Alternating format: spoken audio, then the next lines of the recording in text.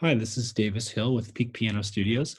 Brief tutorial here on how to set up your account and log into my website at www.peakpiano.net. First, you're going to get an invitation email from me that's going to look like this: website login information coming from mymusicstaff.com.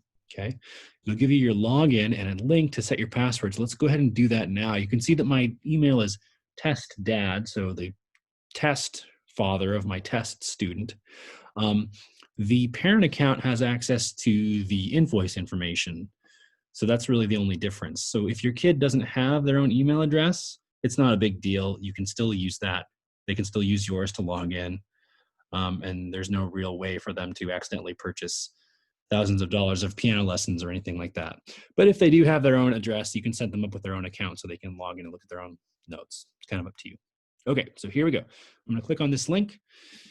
Time to reset my password. I'm just going to say, make it all caps, piano, P-I-A-N-O, and confirm, P-I-A-N-O.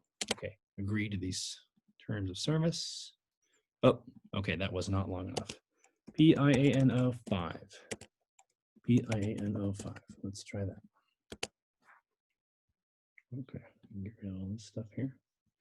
Okay, so let's go ahead and click on this. So when you go to my website, www.peakpiano.net, by the way, you do need to have the W's there. It doesn't load correctly on some systems if you don't include those.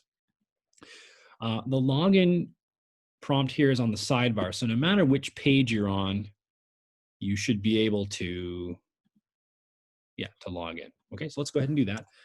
Davis Hill plus test dad. And then P-I-A-N-O 5.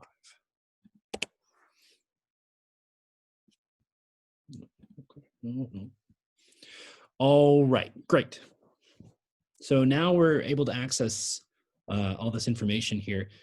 So a couple of things, you'll notice that here on the side, you've got all of your upcoming events in the next 30 days. So all of test, that's the child's lessons are here, some weekly lessons, some group lessons.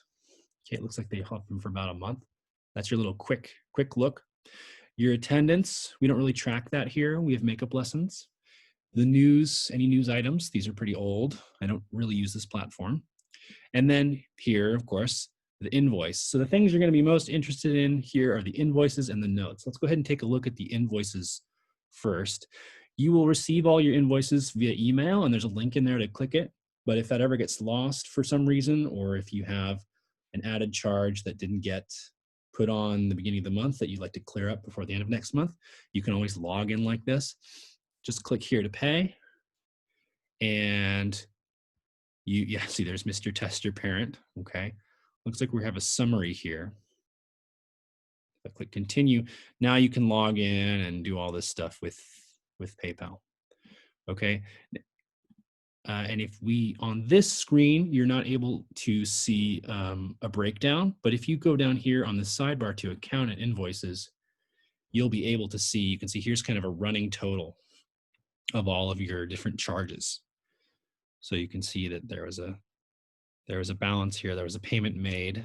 Okay, so that got zeroed out, and then this is the charges for my October lessons. Okay, there's also a button here, make payment. Same thing. Okay, that's easy to use. And as always, if you have any question about what you see, please don't hesitate to send us an email. Occasionally the system will put a funny name to something and make it look like it's a weird phantom charge. Or sometimes things don't load correctly. So we try to fix those as soon as we possibly can. The other thing that you might like, there are two other things that you might like to do in here. You can click on the calendar to see all of your scheduled lessons. So you can see that Test had a recital rehearsal yesterday. The green check mark means they attended. Although these ones have a green check mark either. So they've either attended or there is not a, I don't know that you won't be here and I haven't marked it as absent. So we can see there's some group lessons here. If we were to go to the next month, they're kind of just on there. So that's pretty nifty.